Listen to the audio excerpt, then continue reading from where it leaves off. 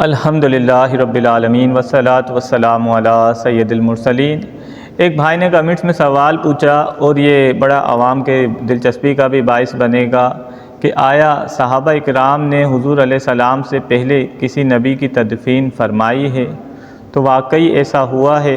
جی ہاں، رسول کریم صلی اللہ علیہ وسلم کے صحابہ اکرام نے سابقہ ایک نبی کی تدفین فرمائی ہے، اور وہ بھی اس طرح کہ انہوں نے رسول کریم صلی اللہ علیہ وسلم نے ارشاد فرمایا کہ حضرت دانیال علیہ السلام نے دعا کی کہ یا اللہ میری تدفین تیرے آخری نبی صلی اللہ علیہ وسلم کی امت فرمائے، تو ایسا ہی ہوا۔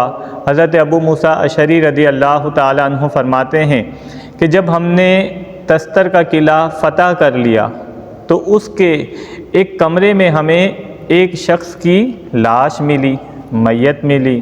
ہم نے بغور دیکھا تو ان کا جسم بالکل صحیح سالم تھا، تو ہم نے حضرت عمر رضی اللہ تعالیٰ عنہ کی جانب خط روانہ کیا کہ ہمارے ساتھ ایسا معاملہ پیش آیا ہے، اور ان کے پاس کچھ صحائف تھے، کچھ صفحات تھے۔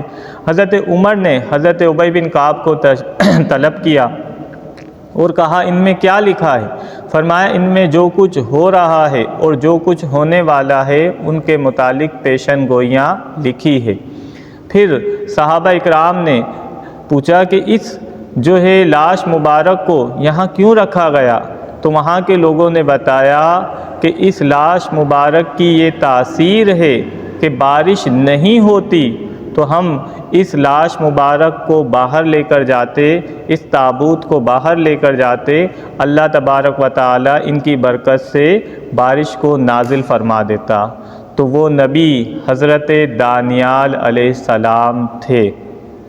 صحابہ اکرام فرماتے ہیں کہ ہم نے رات کے اندھیرے میں 13 قبروں کو کھودا اور مختلف لوگوں کو دفن کیا، اور تمام قبروں کو ایک لیول کر دیا تاکہ کوئی شخص اس بات پر مطلع نہ ہو کہ دانیال علیہ السلام کی کون سی قبر ہے۔